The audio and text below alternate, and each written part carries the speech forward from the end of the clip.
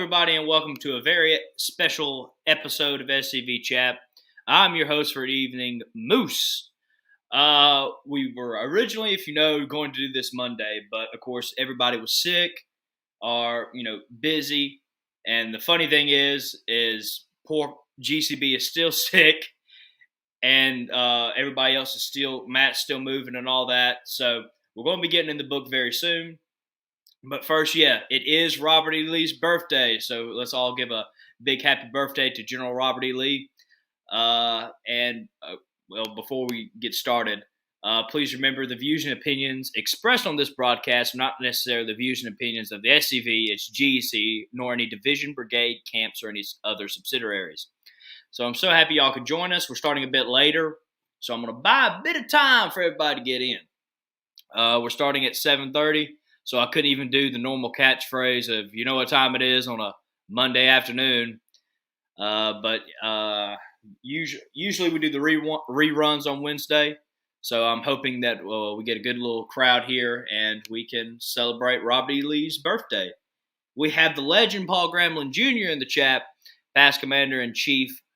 And then we have our historian-chief, Mr. Todd Owens, saying the moose is loose.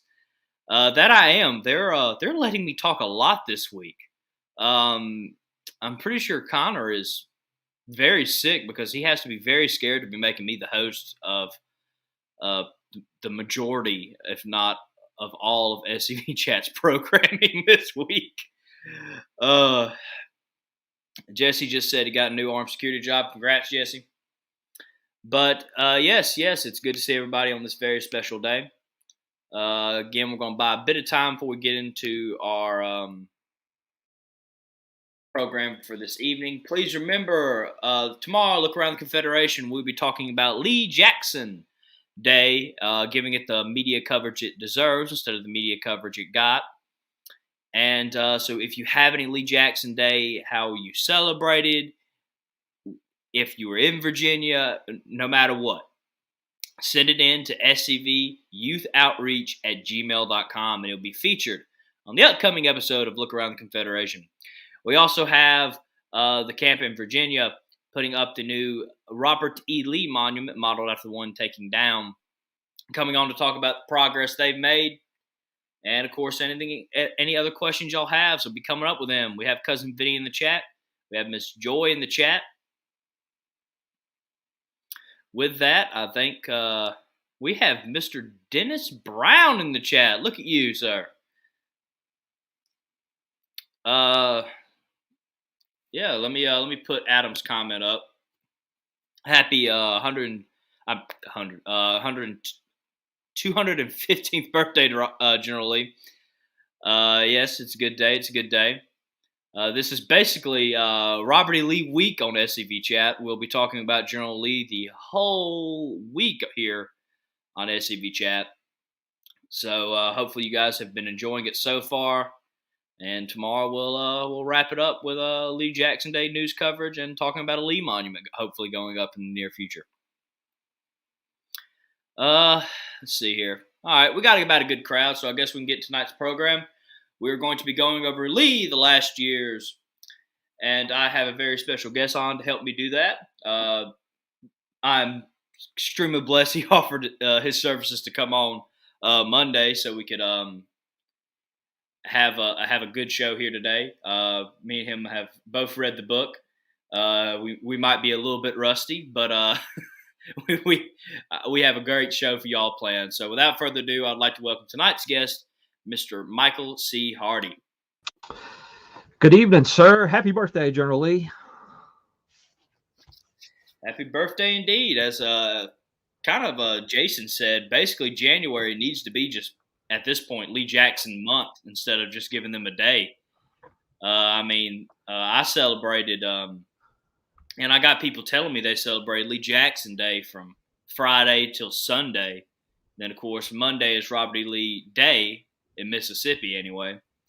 And then today, of course, is Robert E. Lee's birthday. Then soon it'll be General Jackson's birthday. That's right. So at this point, let's just make it Lee Jackson month and celebrate these great heroes the whole month. Well, some folks say that April is Confederate History Month.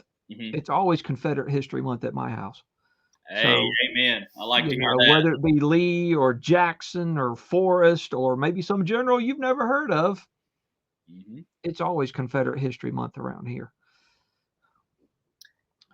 Love to hear that. Love to hear it. And I think in Texas, it's actually called Confederate Heroes Day. Yeah, I saw a friend who runs a museum in Texas post that today, that his museum was celebrating Confederate Heroes Day in Texas. So we need to have more of that too. Oh, yes, sir. I guess a broader term. I like it because, just these are our heroes. They're our Confederate heroes. So uh, I'm a firm believer that, all our Confederate ancestors need to be honored. And I feel like some people do exclude a lot of people sometimes Right. in this broad term, because we had so many great names. You automatically focus on them. But of course, when you're honoring these men, I also believe you're honoring all the people that served under them. But again, everybody deserves love, and everybody deserves a focus. And luckily, with SCV Chat, I've got to learn a lot more about. I hate to say it because it exposes how much I focused on the big names in my youth. I guess I am still young. Don't feel it after yesterday. I helped one of my friends move. I'm sore, and I feel like I'm much older than 22. Hey, I was shoveling snow yesterday. I get called, and they're like, "We're just moving a thing or two." And I mean, I It's drove not that down. I had to shovel snow yesterday. It's because there's no place to go. Um, but it was there, and I needed out of the house, and it was somewhat warm. And so, yeah, I'm not as young as I once was either.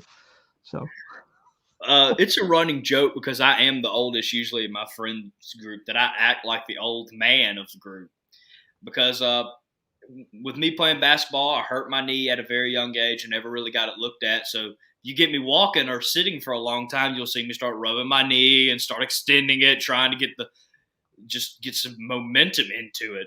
And then yesterday, we pick up all these things, and again, I did this after class, so I drove down, and it's already like 4 o'clock to help my friends, mhm. and we must have put furniture together and lifted stuff until about 5 or 6 in the morning, and we didn't realize it was that late. We were just trying to get as much done as we can because they needed my help. Then I look at the clock and I'm like, oh, I have class in 4 to 5 hours, and like I was like, huh. And so I drove back to my house, let my poor dog out. Me and her got in the bed. I woke up today, went to class, and then came back down and started getting ready for tonight. So really looking forward to tonight. Of course, if you don't know, I don't know if I've ever said it on the show, I'm a great fan of Robert E. Lee. Uh, so I've always looked forward to tonight. So without further ado, I guess we will get started. But my phone's on. So if you have anything you want to start with, you can go ahead. Well, I actually think I spoke for the very first time on SCV Chat a year ago, Really? and I was talking about Robert E. Lee. And I was talking, I wrote a book 2 or 3 years ago about a group, the 39th Battalion Virginia Cavalry. They considered themselves Lee's bodyguard. They were a courier battalion. They drove wagons. There were actually 2 members of the battalion that drove Robert E. Lee's personal wagon and his personal ambulance. And I think it was a year ago that I was first on SCV Chat. We would have to double check that. I'm not as good about recent history as I am about things that happened 160 years ago. But I'm looking forward to revisiting the subject of Robert E. Lee this evening. I'm a big Lee fan myself. You can see my stand-up cutout of Robert E. Lee over there looking over my shoulder. You can see my copy of The Last Meeting between Lee and Jackson. And that entire short shelf behind me is nothing but Robert E. Lee books. And I admire Lee a great deal. Now, Lee was not perfect. And I know Oh, yeah. sometimes I posted something on my own Facebook page today. Some of the posts that I've written on my blog over the years about Robert E. Lee, but Lee was not perfect. The attack at Malvern Hill was not necessarily a good idea by Robert E. Lee. The charge on July 3rd, 1863, not really a good idea. But, I admire Lee greatly. I admire his sense of duty and his just so many things about him, his Christian life, and just so many things that there are to admire about Robert E. Lee. And I really look forward for this evening, for the next few minutes that we get to chat. And thank you so much for dropping me that line. I had migrated upstairs for a few minutes when I got your note, and had to come down and pull my copy of Lee the Last Years off the shelf. I'm in a bad habit of when we do these book reviews. I'll read the book if I have time. Of course, college makes me have to read a lot of nonsense. So by the end of that day, I'm usually kind of, I hate to say it, tired of reading. But, I had a lot more free time this semester. So I read the whole book, and then, today was happening and it was getting close to showtime. And I sat there and I was like, I don't have any notes ready. So I started getting my notes ready, and I have a bit of notes here, a bit of stories to tell, but I'm going to let you do a lot of the talking tonight. I'm going to take a guess you know a bit more about Lee than me, considering you've probably been studying him. I've studied him for a long time. A lot of the things that I have written, I love regiments and brigades. A lot of the things that I have written have been about soldiers that served under Robert E. Lee.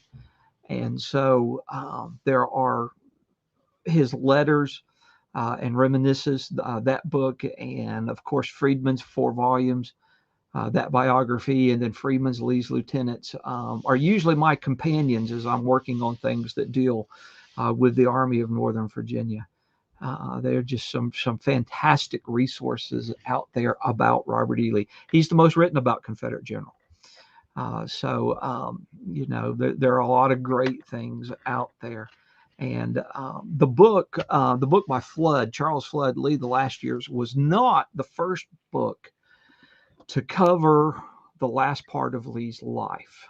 There was actually a book that was written and published in 1922 by a professor from Washington and Lee College, it was Washington and Lee College at that time. That's called Lee After Appomattox, General Robert E. Lee After Appomattox. It was written by Franklin L. Riley, and as I said, published in 1922. Washington Lee University is where he was a professor of history at. Riley was. And I think both books really complement each other. There's a great chapter in Riley's book that talks about what Robert E. Lee checked out from the library at Washington and Lee, because they have his library records.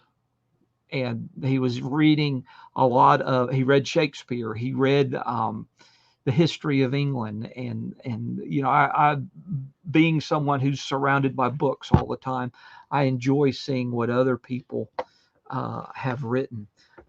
But Lee the Last Years, the book we're going to talk about tonight, was written by Charles Flood, who actually lived in Richmond, Kentucky, and passed away in 2014.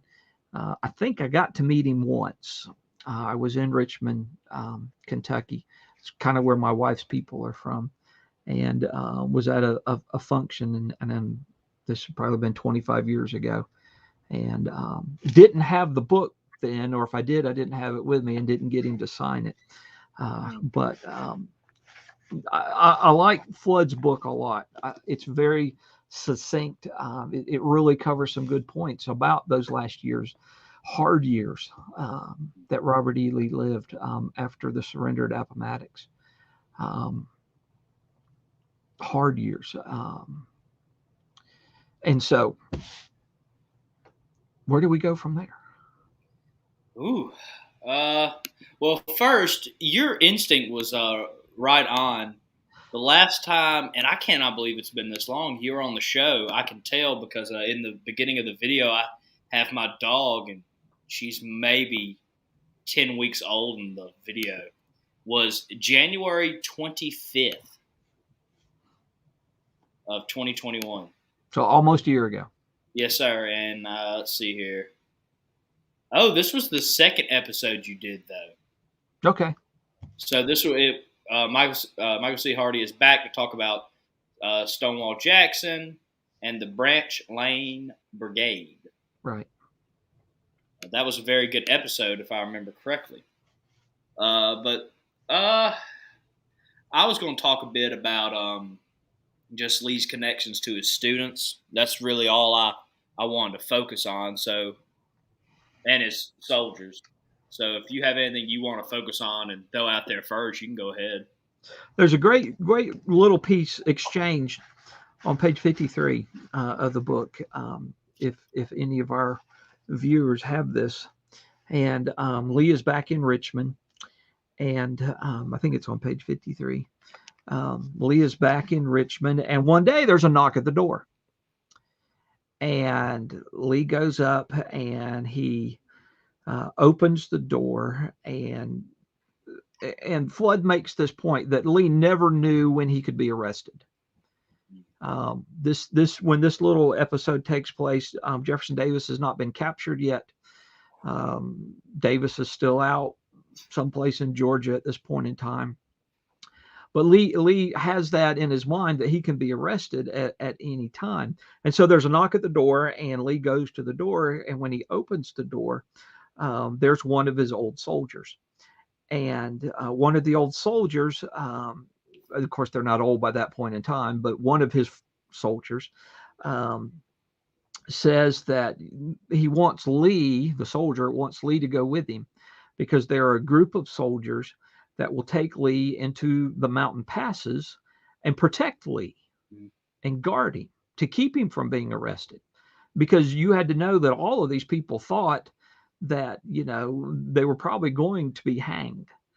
It's why Breckinridge left the country, and a lot of the other cabinet officers, that was their intent, were to leave the country. Some of the other generals did as well. And Lee's response was to this soldier wanting him to run away with him. Lee says, "You would not have your general run away and hide. He must stay and meet his fate." And that's a fantastic story that really dives into the character of Robert E. Lee. Lee has resigned his position in the United States Army. He has joined the military forces in Virginia, and then he is eventually commissioned, not long thereafter, commissioned a general in the Confederate forces, and they fought this war to establish their own country. Hard to say, but they've lost. Mm-hmm. And, that's going through everybody's mind on the Confederate side and on the minds of a lot of the radicals. What do we do with all of these former Confederates? Mm-hmm. There's a proposal in William T. Sherman's book, his memoirs, and Sherman writes, going back to Jefferson Davis, they didn't want to capture Jefferson Davis. They wanted Davis to escape. And in Sherman's memoirs, Sherman actually tells this story about one of his staff officers says, "Well, look, we've got a ship in Charleston. Jefferson Davis can just escape. And we don't have to deal with what to do with all of these Southerners after the war is over." Of course, the war is about over at that point in time. And that's, of course, going through Lee's mind. That's going through that soldier who appeared at Lee's door and knocked and said, "Hey, let's go to the mountains. We can protect you up there, and let's hide out." Because that soldier knew that there was a chance that Lee could have been tried and executed for treason.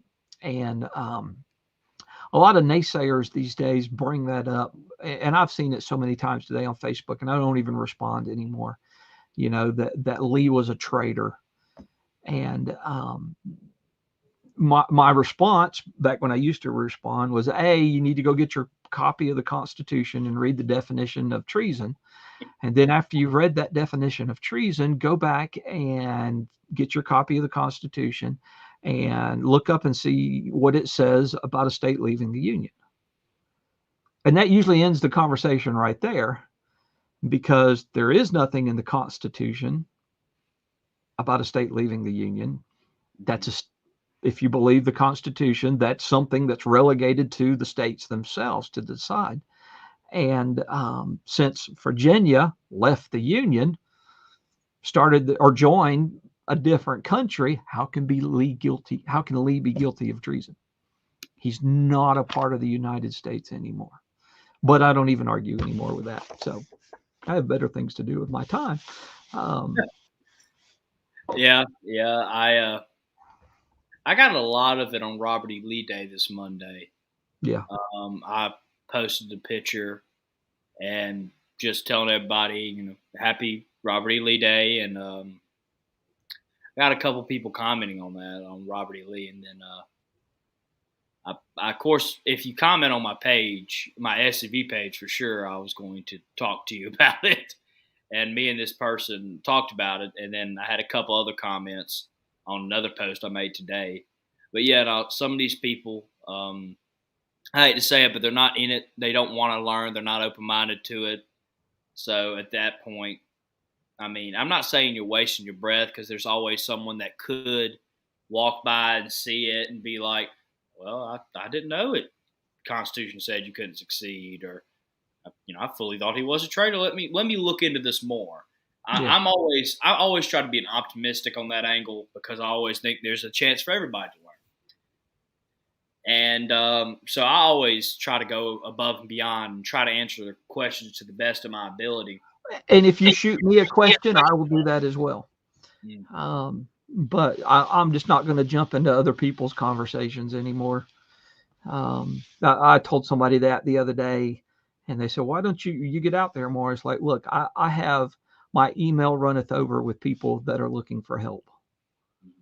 And so I'm going to concentrate on those people. I had somebody from Knoxville shoot me a message, I think from Knoxville, a half hour ago or an hour ago, looking for somebody, a Confederate soldier stationed in Asheville. And so I'm going to concentrate on helping those folks.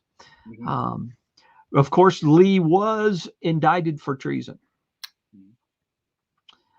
And if you've read Flood's book, you know that U.S. Grant actually wrote a letter to the President of the United States, who by that point in time is Andrew Johnson.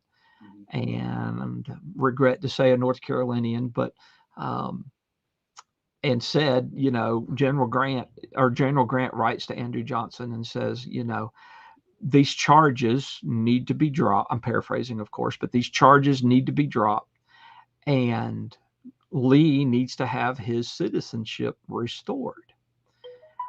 And the charges were not necessarily dropped, but they stopped pursuing them at that point in time. Of course, as we know, Jefferson Davis is in prison at this point in time, and he would be in prison down at Fortress Monroe for 2 years.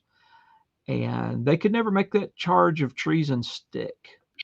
And a lot of folks bat that around as well.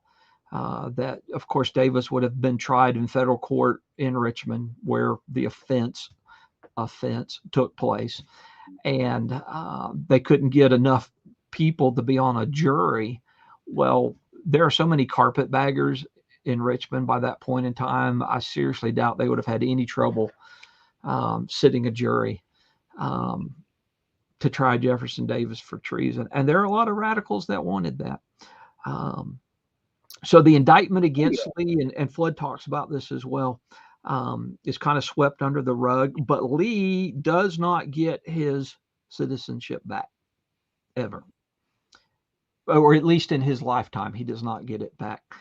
It is not until 1975 that a librarian finds that petition that Lee wrote. And the way that it worked, I don't know if a lot of folks were familiar with this, but if I was a Confederate soldier and I had been surrendered or paroled, I would have to write my governor, and the governor would have to forward my petition for a presidential pardon. And there's if I'd have been a general, I would have had to done that. If I'd have been a politician, I had to do that. If I had worked for the Confederate government carrying the mail, I had to get a presidential pardon. And Robert E. Lee, of course, being eventually the commander-in-chief of all Confederate armies. That didn't happen until the last days of the war, but, being a very high-ranking Confederate general, he had to personally write his governor, and his governor would have forwarded that to Andrew Johnson. And Lee never got, during his lifetime, was never pardoned during his lifetime. And it was not until 1975 that was discovered, and a joint congressional delegation actually passed a resolution, and President Ford signed that on August 5th, 1975, giving Lee his citizenship back. That would never happen today, but that did happen. I was trying to figure out 45 years ago that Lee got his citizenship back. Of course, he'd been dead for a long time by that point in time.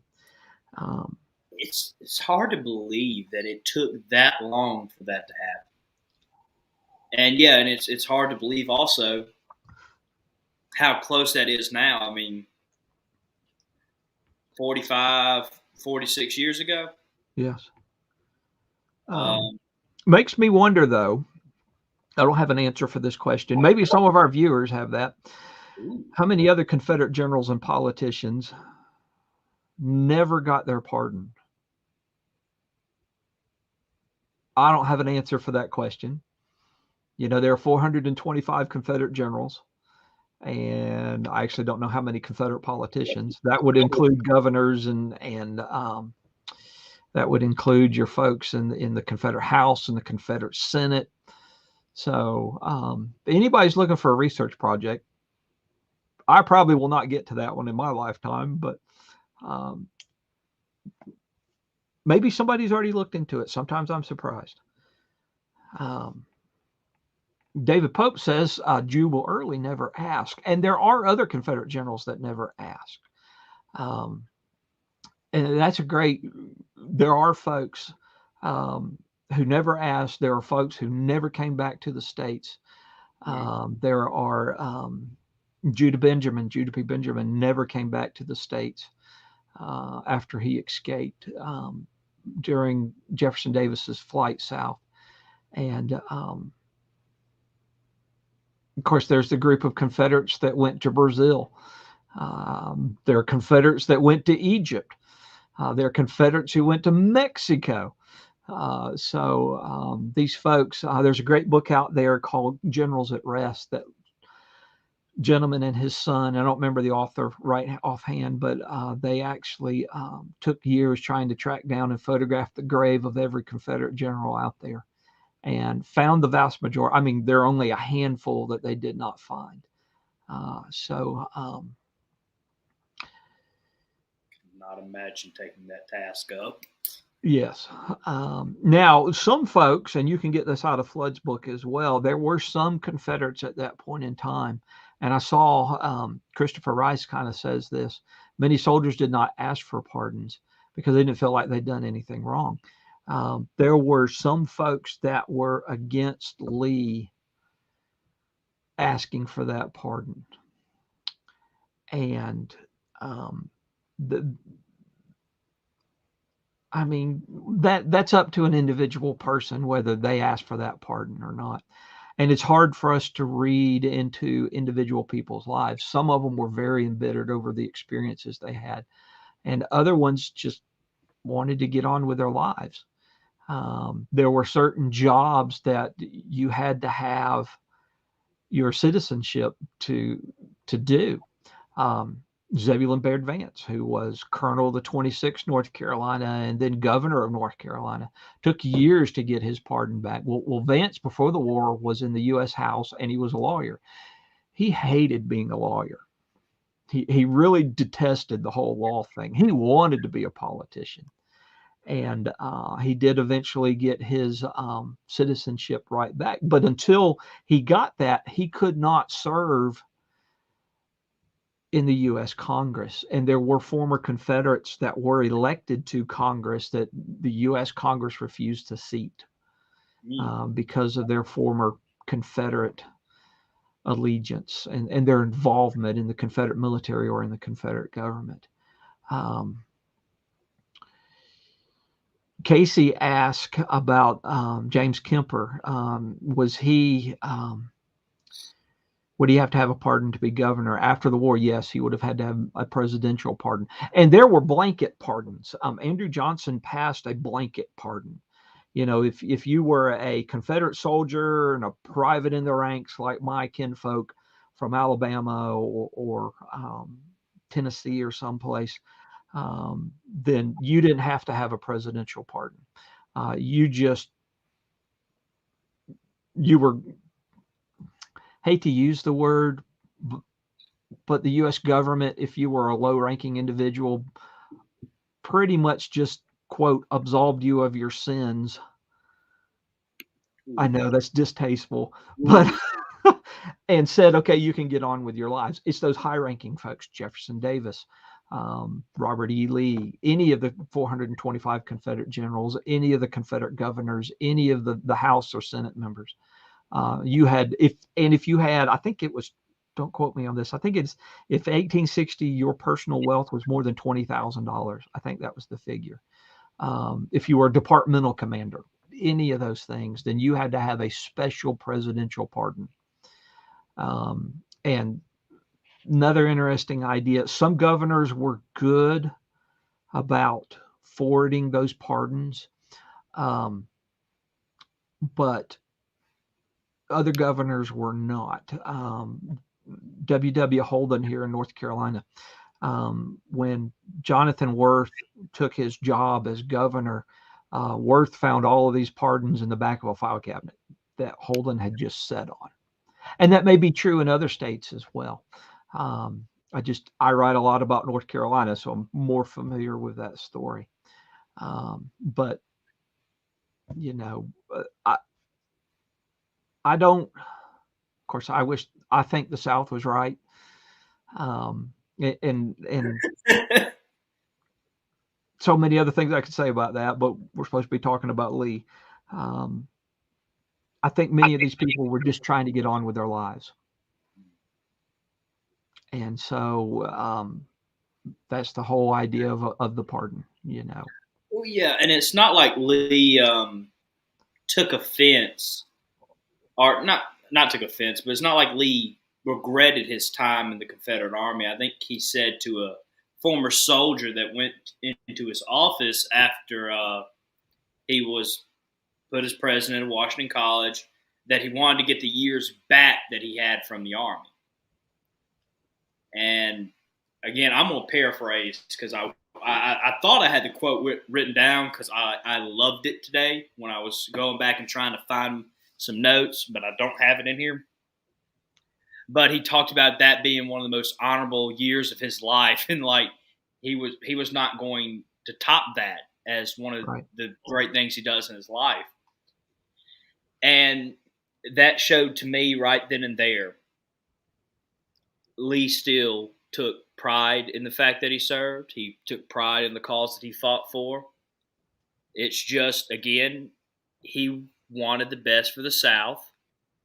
And I think he was just trying to help start rebuild the South, really, because it was destroyed after the war. And I think Lee even says that through education that I think it was Beauregard that sent General Lee a letter asking for his opinion on what to do, either to, I believe, leave the U.S. or stay in the U.S. And Lee said that the South now more than ever needed its sons, right, and needed its people to stand up and help rebuild it. And I think Lee said he's not going. But he, again, paraphrasing, Lee basically said, "I'm not going to leave. I'm here to do my part. That's why I'm at the college. I'm doing my part to try to rebuild the South." And I think he added a lot of programs like that for Washington Lee. He added some engineering programs, if I'm not mistaken, along with some other things. I think that Washington College was the only college not the only, but one of the very few colleges that had a Spanish a program at the time and stuff like that. Lee was just trying to teach the young men of the South, of course, how to be gentlemen and how to go out and rebuild the South land because it was just completely destroyed after the war. And I have one line from the book here. I think it's over. Let's see here.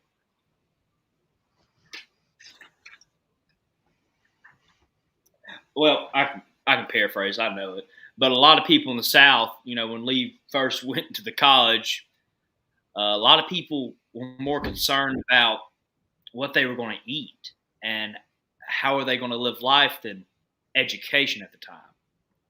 And the University of Alabama reopened after the war and had one student. Mm-hmm. And that just shows you the dire stress that the South was in at the time. Not many had much to pay for college. And so they weren't focusing on that. They were just focusing on surviving the aftermath of the war at the time. And I think that's something that often gets lost in that conversation. We think, and as a writer, it's easy to just end the war when Lee surrenders at Appomattox in April of 1865, and the war goes on. It really does. Of course, you have the surrender of Joe Johnston in the Army of Tennessee. You've got the surrender of E. Kirby Smith. You've got Jefferson Davis. Who knows where he's really trying to go, but, he eventually gets captured May 10th, 1865 in Georgia. And I feel like I can relate to Jefferson Davis there. As again, I'm always told I'm a hopeless optimistic when it comes to things in trying to put up the cause and protect the Confederate soldiers' good name. I take the charge very seriously in the SCV, and some people tell me when I'm reaching out to people that just slam me down immediately, just cut me off, like talking to a brick wall type thing, that I'm a hopeless optimistic. I think at that point, that was I relate to Jefferson Davis being like, no, I still have hope. And Davis did, and he said that over and over and over again. His plan when he left Charlotte that last week of April, I think it's April 26th of 1865, is he plans to go link up with E. Kirby Smith in the Trans-Mississippi Department and continue the war. That's his whole purpose at that point in time. Now and I realize we're off topic, but he kind of gets down there and kind of gets wrapped up with his family, with Verena and the children, and that kind of slows him down a little bit, and he eventually gets surrounded and captured. But that's Davis.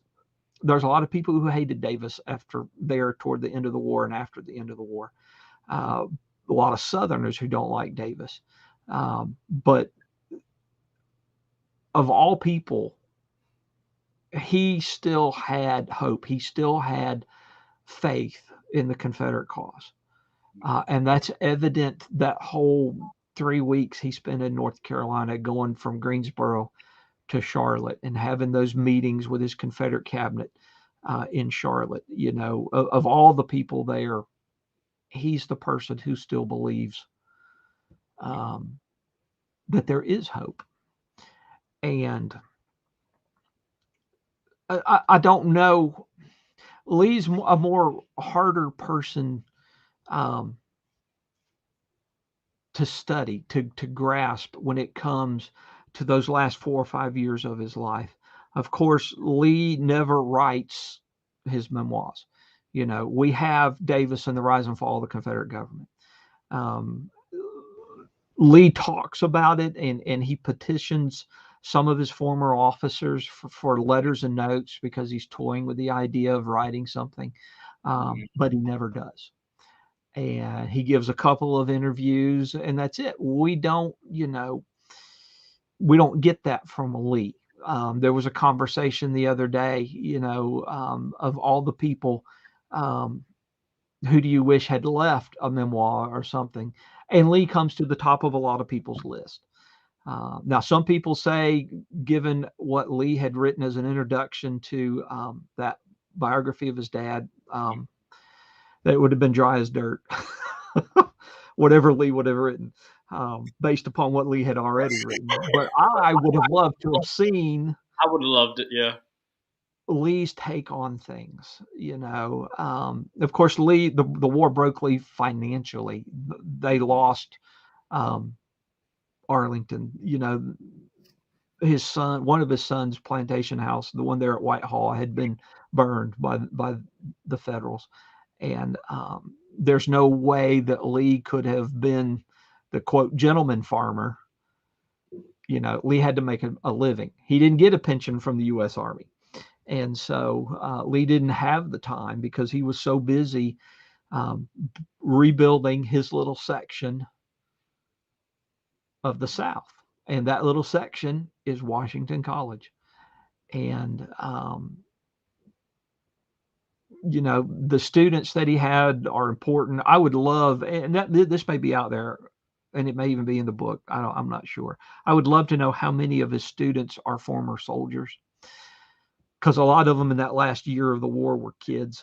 But that's what he's doing. Is he is not only telling other people to rebuild the South, he's doing that. And that's one thing that we all need to learn is, we need to be doing that in our own little ways. I personally cannot go out and save the entire South. That's just not going to happen. Yeah. And, Harrison, you can't go out and save the entire South. That's not going to happen. But if you and I and the other people, David Pope and John and Jason and all of these folks, if we reach that little group that we're around and have an influence about, then we are carrying out what Robert E. Lee wanted us to do, even 150 years after the event.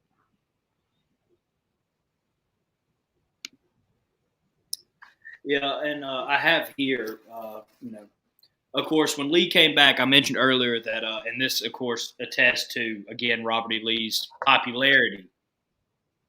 And, of course, how he did what he did to rebuild the South. And, again, we all know that famous Robert E. Lee quote about duty. And he took that very seriously. And he dedicated his last years of life to something that he knew that put stress on his body, and because he didn't like the public spotlight. He learned that very quickly in Richland, that he did not like that. And when he moved to that, I can't remember exactly the name of it right now. It's Oak. That little house that a woman let them stay in, and he left there in the country. And I think he said that was the first time he really truly felt peace, because bless his heart, he didn't have so many people coming up to him. And, he felt, we talked about this Monday, the burden of being Robert E. Lee. Right. And because he was a man of honor, and he took everything like that seriously. And he took being Robert E. Lee seriously. And, he was very careful after the war to make sure he helped the South in any way he could to heal. He made sure not to try to stab open an old wound. And that's talked about in the book, that Robert E. Lee tried his best to help the South heal and recover from the war. But yeah, he got Washington College up to 150 students. And I remember reading in that chapter where it tells us that a lot of the students were former soldiers that first year. And I don't think it gives an exact number. And if it does, I don't remember it. But I do know that a lot of former students were in there because instead of calling him President Lee or Mr. Lee, the name became just, of course, General. Yeah. And they didn't even serve under him in the war, or never served a day in their life, would call him General. Right. And so I know that happened. And then I know on the first topic of chapter, I think 1, it talks about how a lot of these people joined the war when they were 16, and they were ending the war around 20, and they hadn't been paid in a year. And at that time, 20 is, much to my body's dismay, is still young. Mm-hmm. And they probably, a lot of them did go and join that college. And a lot of people, of course, the college served a couple students during the war that were too young. And I think the book even says Lee was almost like he was a little bit, I would say, a little bit more gentle with them. I think it said he was very very friendly to younger men and trying to help them in this world. And the people who he served or served under him, I think, I wouldn't say he was harsher on them, but I think he thought they knew their way a little bit better and tried to help them find that. I think you can go ahead. No, go ahead. Keep going. I think even in the book, it talks about how when Lee was in the Army, he used his position of power to help people. And he did the same thing in the role as president of a college. And I think one kid came in and he was chewing tobacco, and Lee just took off his reading glasses and just said he doesn't like chewing tobacco. He finds it not annoying, but I'm paraphrasing, so I'm going to say annoying. And he told the kid to go out in the hall and spit it out. Kid goes in the hall, but he comes back chewing the tobacco. Lee, not saying a word, puts his glasses back on, writes the letter, and hands it to the kid and asks him to read it out loud.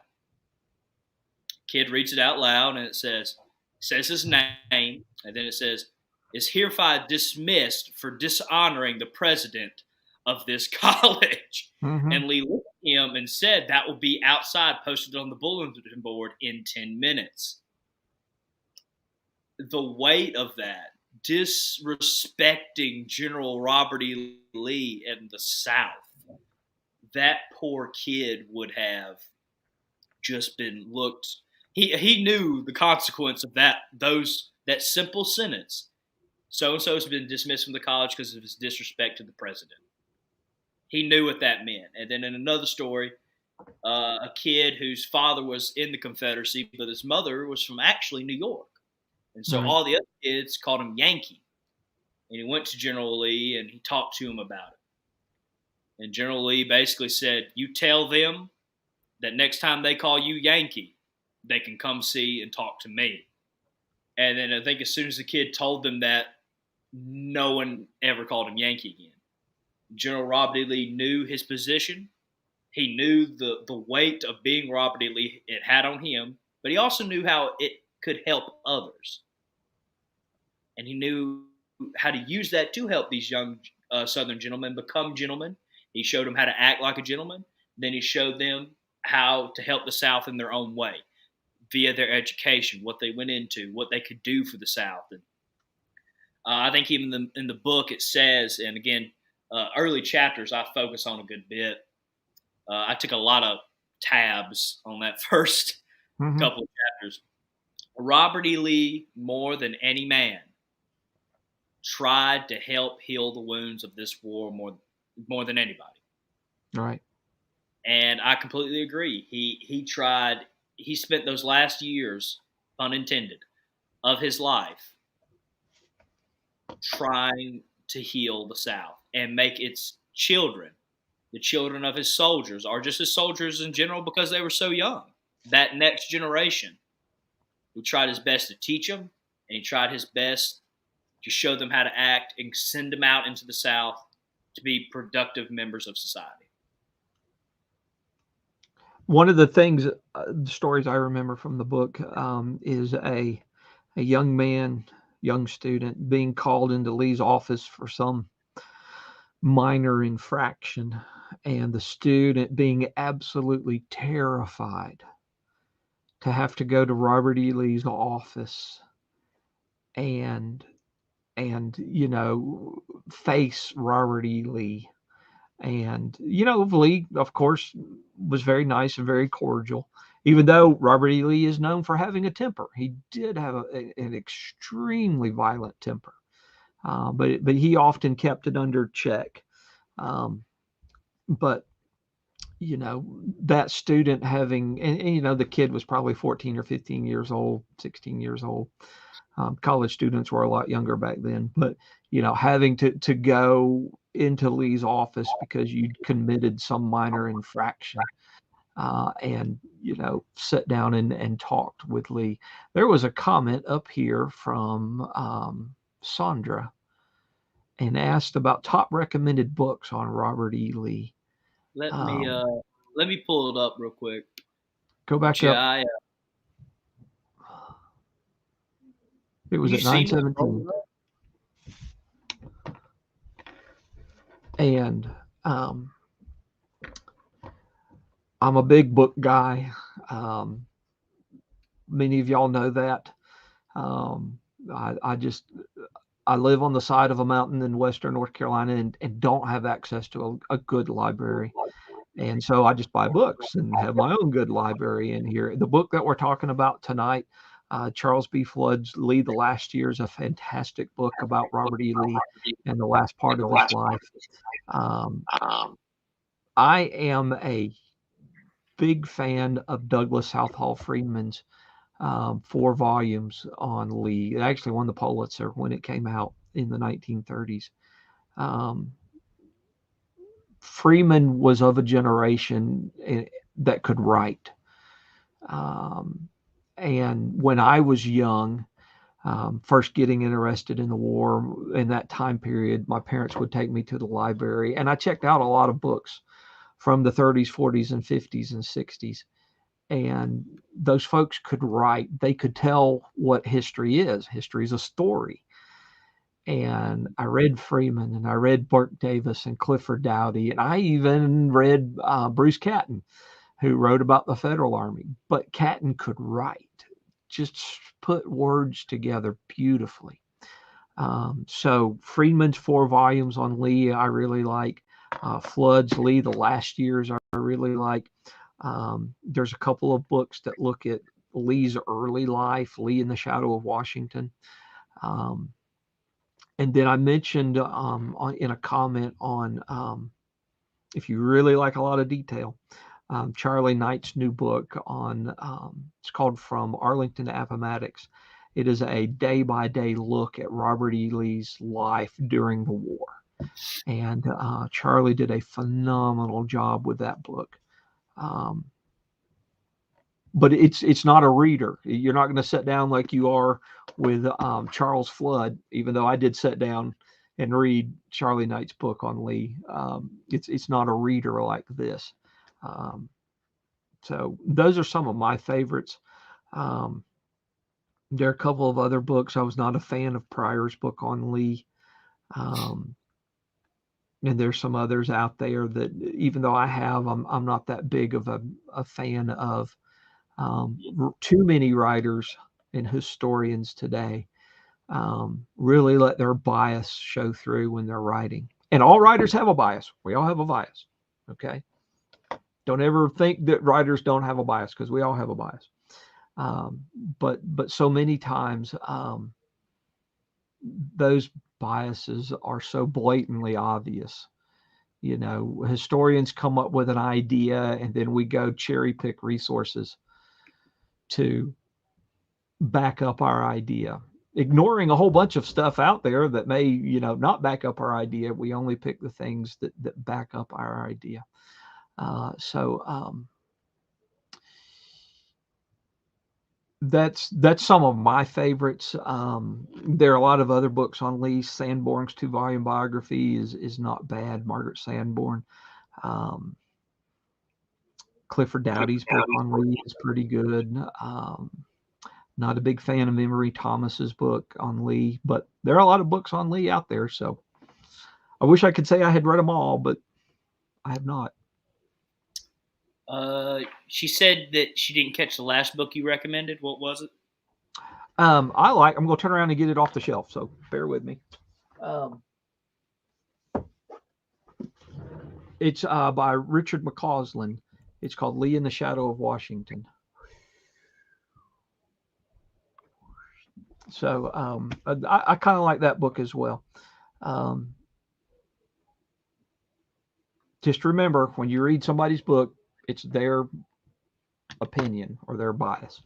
I had a great discussion with somebody the other day on one of the Facebook forums who, got up there and said that he absolutely, when he taught classes, and he said every class he teaches, he sees it as their job to bust Southern myths.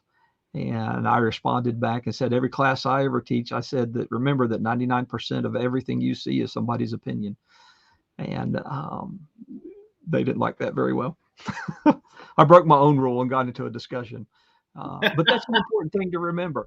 Even the people that write in that time period were getting their opinion about what happened. When Taylor, who was one of Lee's staff officers, writes about Lee, we're getting Taylor's opinion, even though Taylor was there. He was with Lee. Walter Taylor was there. He was with Lee. Wrote two pretty interesting books. One of them is a history of the Army of Northern Virginia that's kind of dry. But his book about Lee, his experiences as a staff officer is a pretty good read.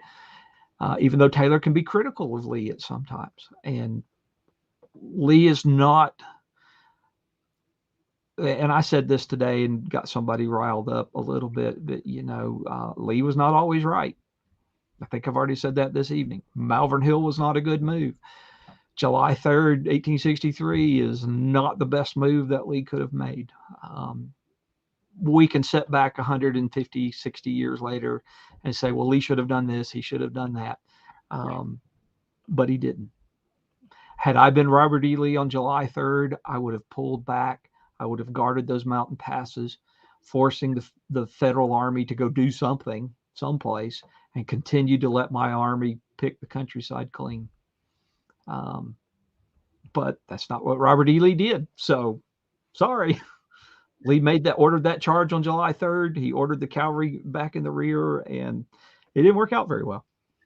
Yeah, and I would say if you would have talked to me while I was blessed to be very well educated for my age when I was younger, and before college got their holds on me, and I think actually make me forget a lot of my my early studies.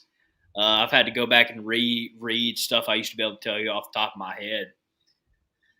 But again, I'm a big Lee fan, so I would say back in middle school, maybe even early high school, if you would have told me that, man, I know I would have gotten hot under the collar because I find so much respect in Lee, and I've bought so many books on Wisdom by Robert E. Lee or Leadership Skills by Robert E. Lee or stuff like that because growing up in the South, we all look up to him.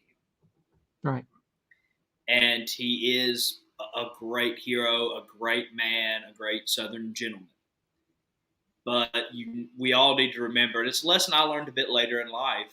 I say later in life, acting like I'm, 85 on the cusp of being called back home, not like I'm 22. But when I say it, I mean probably towards middle of high school. It come to realization that he was a great man. But there's that word. He was a great man. And we all know we are flawed, and the only perfect person that has walked the graces of this earth was Jesus. That's right. And so Robert E. Lee did make mistakes. And it was important how he responded to those. Exactly. And, earlier I was going to talk a bit on Lee's connection with the soldiers, but, I think we all know he had a great connection to the soldiers. And he felt those casualties. And so for me to know that after that fateful day when he did give that charge in July, I know as soon as it had to end, that hurt him. And Well, again, Lee tried to resign after that. really, I actually did not know that. Yes, he actually submitted a letter of resignation after the Gettysburg campaign, and Jefferson Davis refused to accept it. Lee, and I don't remember the exact wording of the letter, but said that, a younger man, a man that was in better health, needed to take command of the Army. And it's been mentioned several times in the comments this evening about Lee's health problems, possibly having a heart attack around Fredericksburg, heart problems during the Gettysburg campaign. He had a case of the Tennessee Quick Step during the Battle of Gettysburg itself. And of course, during part of the Overland campaign, he was confined to his tent. And, he did have health problems. And Lee did try to resign once. And Davis refused his resignation. I'm shocked to say I've never heard that he tried to resign before. So thank you for that information. And it makes a lot of sense. As I said, Lee knew he wasn't perfect. And we just have to remember that as people in general, just because he was a great person and a great leader, in my opinion, doesn't mean he was perfect. And he did make mistakes, and a lot of people do point to Gettysburg. I know personally I do. But if I was in his shoes, I don't know what I would have done. And I can't act like I would do it any better. So, yeah, take it with a grain of salt, but we have to know we're all human. Yep. Someone asked Tennessee quick step question Yes. mark.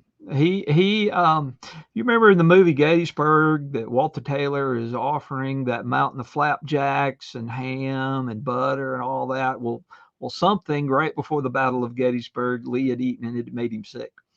And there were a couple of reports from different officers, one from a general, of Lee having to make several trips out behind his tent one evening because he had a case of the Tennessee Quick Step.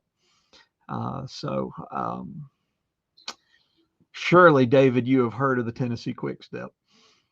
I'm hoping that answers the question, because at first, I thought you just were meaning he was a bit sick and stuff. When you just explained it now, I was like, oh, okay, yeah. Yep. Bless his heart.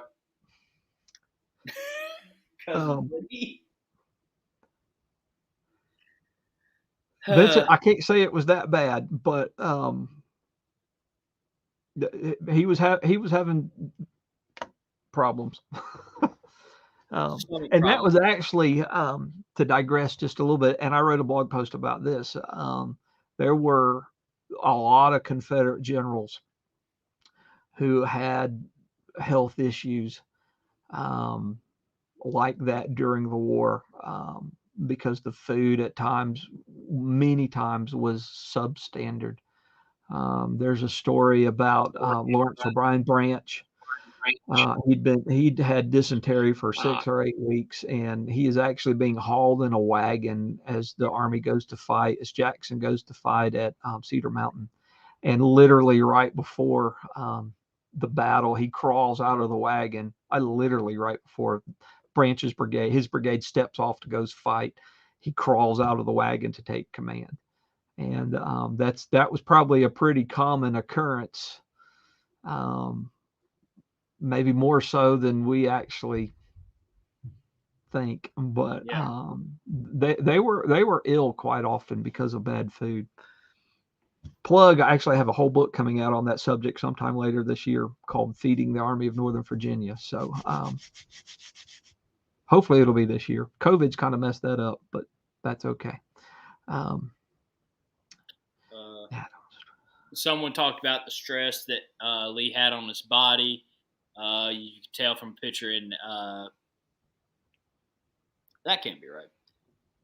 Oh, okay, never mind. I'm sorry, I misread that comment. But you can tell from pictures how the war and there's the stress, of course, of being Robert E. Lee, and he knew what that meant to people. Took on his mind, body, and spirit, and you could tell. I completely agree with that. He knew his health wasn't the greatest as well.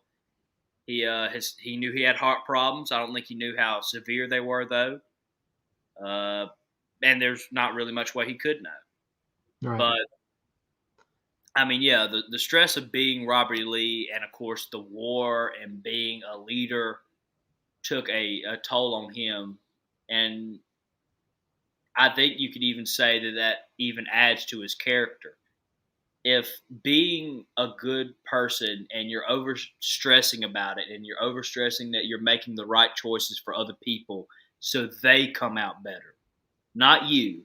He legit, when he took the Washington College presidency, he was putting his health over others. I mean, he was putting, people's benefit over his health, because he knew that this would throw him right back into the stressful lifestyle that he had just left behind. And it did. And of course, the way to being Robert E. Lee, he wanted to be a farmer. And bless his heart, I don't know what it is about this country and our great men that we just won't let them be farmers. And we call them back to do something. Yeah. But we have a good history of that. But starting with George Washington. That's what I was referring to. I'm also a big George Washington guy. Of course, father of our country. I studied him as probably the only person I probably would say I've studied more as Robert E. Lee. Right. So, yes, that was the nice. I'm glad you got that. I was scared that no one was going to get that. But, yeah, our country has a great history of, after our leaders have contributed legit all they could, and they want to go out and have a normal life, we ask, could you give us a bit more, and we bring them back in. All right. And Robert E. Lee gave all he had to defend the cause, and then he gave it all over again to rebuild and teach the next generation of Southern gentlemen. And golly, I can't exactly remember the quote about duty, but he lived that. And that inspires me to go out and try my best to represent the Confederate soldiers' good name. That's why I want to be a teacher, to teach and help the future generation kids and show people that these men were good men. They weren't the evil people that you're told about. And I feel a calling towards that. I'm not going to put myself on Lee's level. Do not think I'm over here doing this. Far from it. I just want to help along. As you said earlier, I can't save the South. You can't save the South. We all have to tune in to help. It's a team effort. It takes all of us. Mm-hmm. So I was scrolling through, looking at the comments. Dennis actually put up parts of Lee's resignation letter. He wrote to President Davis. Lee wrote to President Davis, I have been prompted by these reflections more than once since my return from Pennsylvania to propose to your excellency the propriety of selecting another commander for this army. No one is more aware than myself of my inability for the duties of my position. I cannot even accomplish what I desire. I, therefore, in all sincerity, request your excellency to take measures to supply my place. So, Lee knows he doesn't feel well. He knows Gettysburg's not really gone quite to plan. And we could talk sometime about Gettysburg and about how it is not the crushing defeat that the media makes it out to be, that modern writers make it out to be. But you think, just a quick question of my own, I would put Vicksburg up there. Oh, Vicksburg's from Fort Donelson and Fort Henry down to Vicksburg. I mean, and I've written about this too. Winfield Scott's the person who won the war. And everybody's scratching their head going, who the heck is Winfield Scott?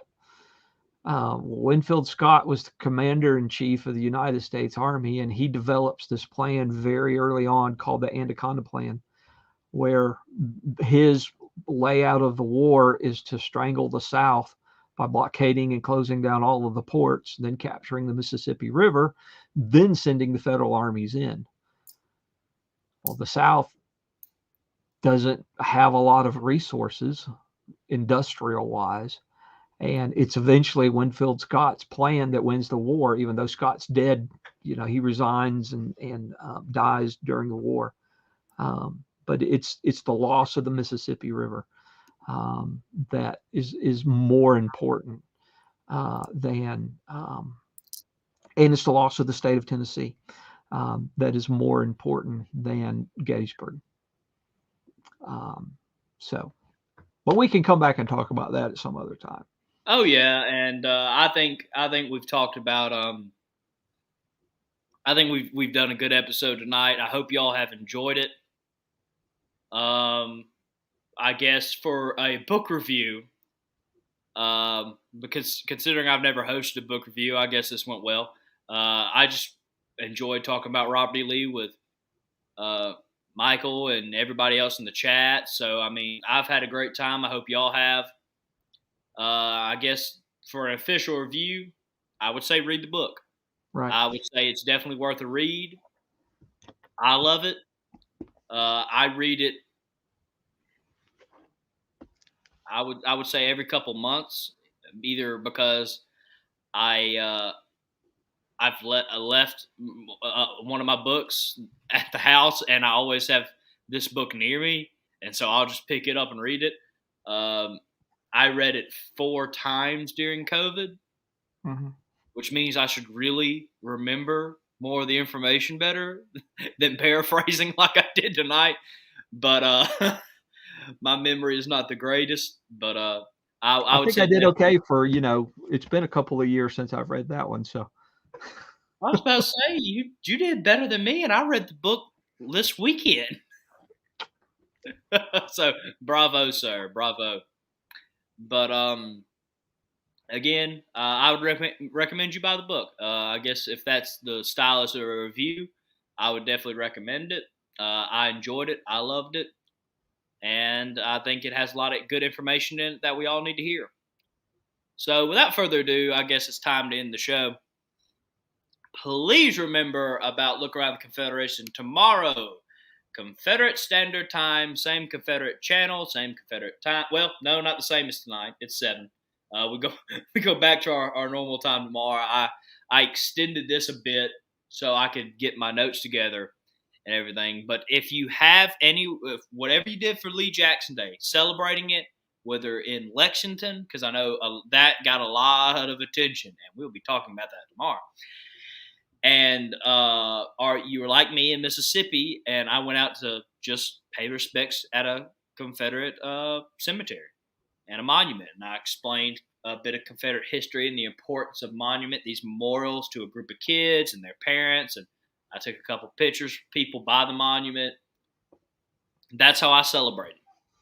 Whatever you did, please send these pictures to scvyouthOutreach@gmail.com.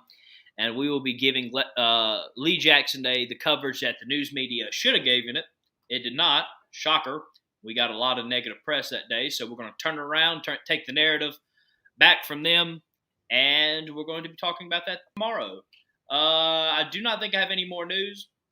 Yeah, I do. And then on the second part of tomorrow's show, we will have the camp putting up the replica of the Lee Monument taken down in Virginia, coming on to talk about the progress they've made and everything else under the sun with that. So I guess without further ado, thank you, Mr. Michael Hardy, for coming on. It's been a great show. I think from what I've been seeing in the comments, everybody enjoyed it. So that's always great to see. Do you have anything you want to tell everybody before you go? No, sir. Thank you very much for allowing me to come on. It was great. Oh, yes, sir. You do have a show on Sundays. Sunday nights, my channel. It's called Sunday Night History Chat, and I got a blog called Looking for the Confederate War. All right, perfect. Please go support him on Sundays. Great program. I've been able to catch it a couple times. Sadly, college, because they want us to suffer here at Ole Miss, keeps me doing usually something on Sunday night, whether it be a history paper. And those things have gotten much longer as I've gotten older. So I usually can't tune in, but I've tuned in a good couple times. I watched the previous episode not too long ago. I really enjoyed it. So, yes, please go support him. And without further ado, I will see you guys tomorrow. No Fumar in the elevator, ref rock, and I will see you guys next time. Good night. Good night.